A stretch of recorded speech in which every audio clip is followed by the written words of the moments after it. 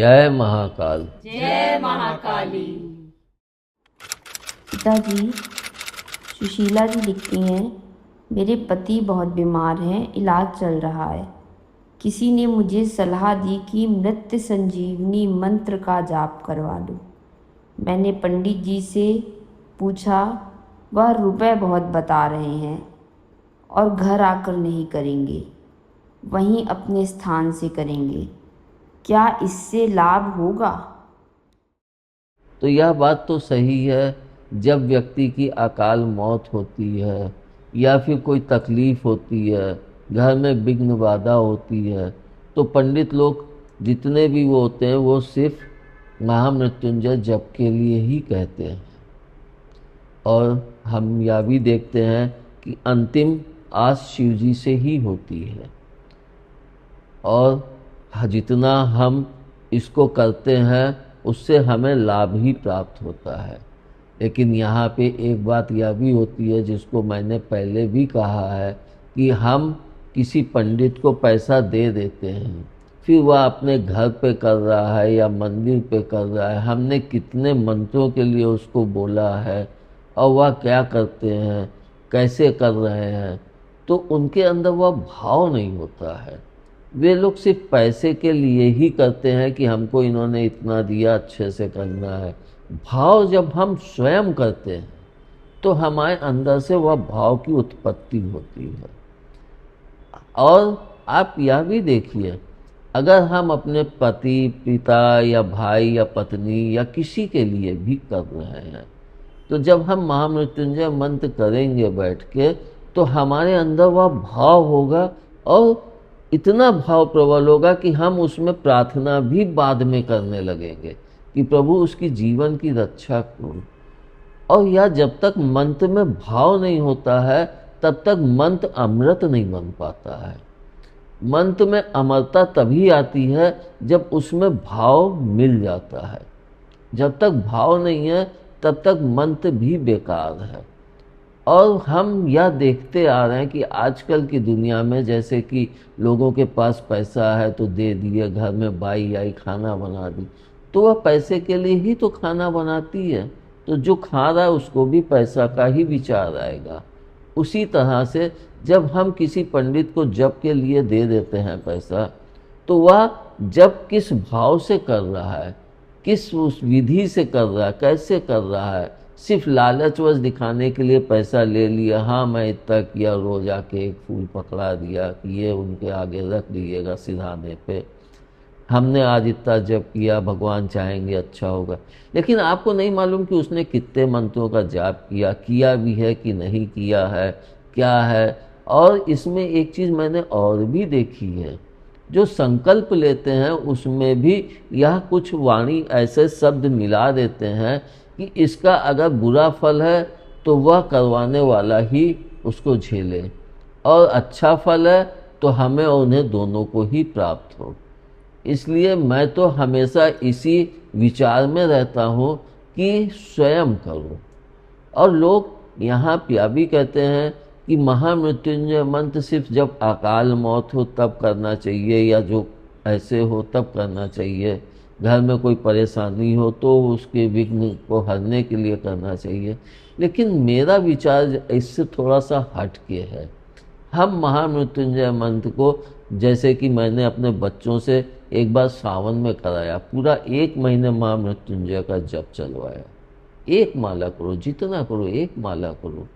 तो उसका कारण यही था कि एक तो आपको उस वह मंत्र याद हो जाएगा, दूसरी बात आप जब उसको करेंगे तो वह आपको लाभ ही पहुंचाएगा, कभी हानि नहीं पहुंचा सकता है। हम लोग महामृत्युंजय को सिर्फ अकाल मौत से जोड़ते हैं, लेकिन महामृत्युंजय मंत्र जीवनदायी भी तो होता है, हमारे जीवन की बाधाएं भी तो दूर करता है। मगर व्यक्ति को यही समझाया जाता है कि ये ऐसे न करना, रोज मत करना, नहीं तो कुछ बुरा हो जाएगा, ये मतलब उससे एक हटाया जाता है। जैसे कि हम अगर देखें तो गायत्री मंत्र कितना महामंत्र कहा गया है, लेकिन गायत्री मंत्र को जपने वाले कितने लोग हैं? बहुत थोड़े। उसी तरह से महामृत्युंजय मतलब महामंत्र कहा गया है। लेकिन कब जपना है? जब व्यक्ति मर रहा हो, जब उसको हॉस्पिटलाइज्ड हो, जब परेशान, तो तभी हम जपें।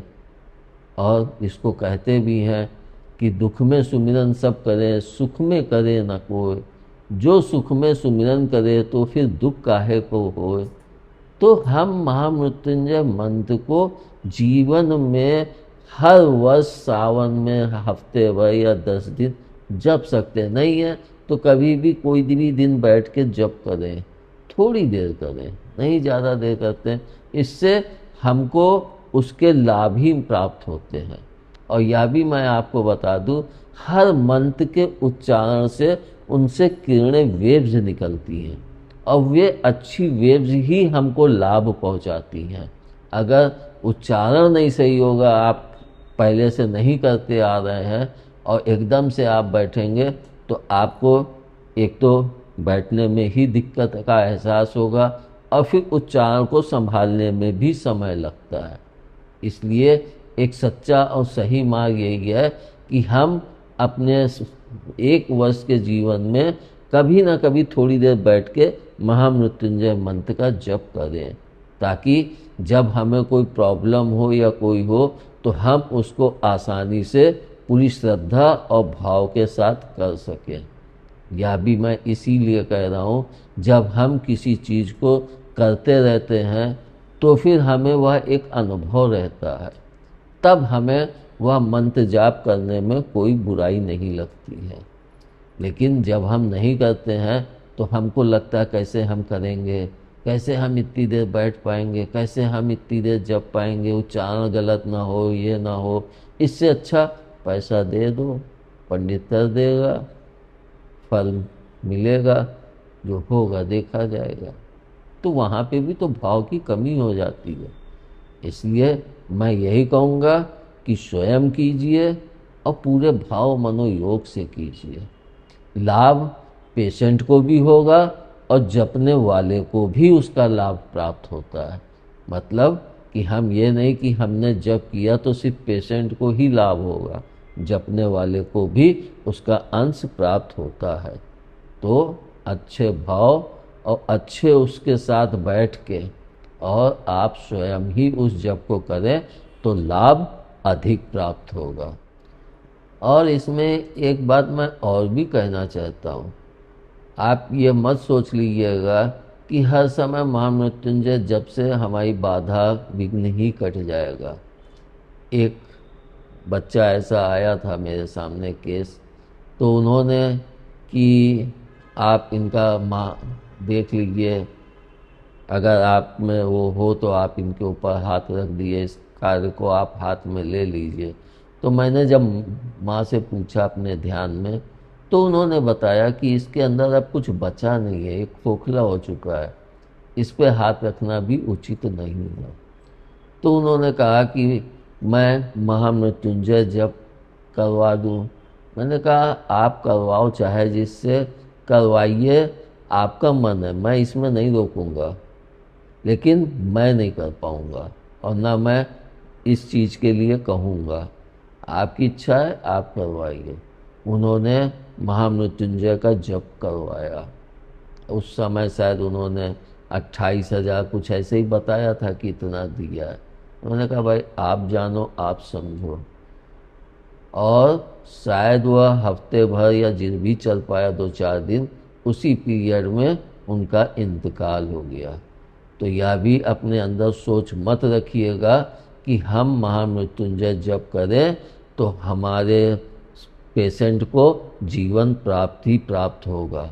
हो सकता है उसके कर्मफल ना अच्छे हों या उसका शरीर एकदम क्षीण हो चुका है जो फिर से नहीं डेवलप हो सकता है, या कोई और भी कारण हो सकते हैं।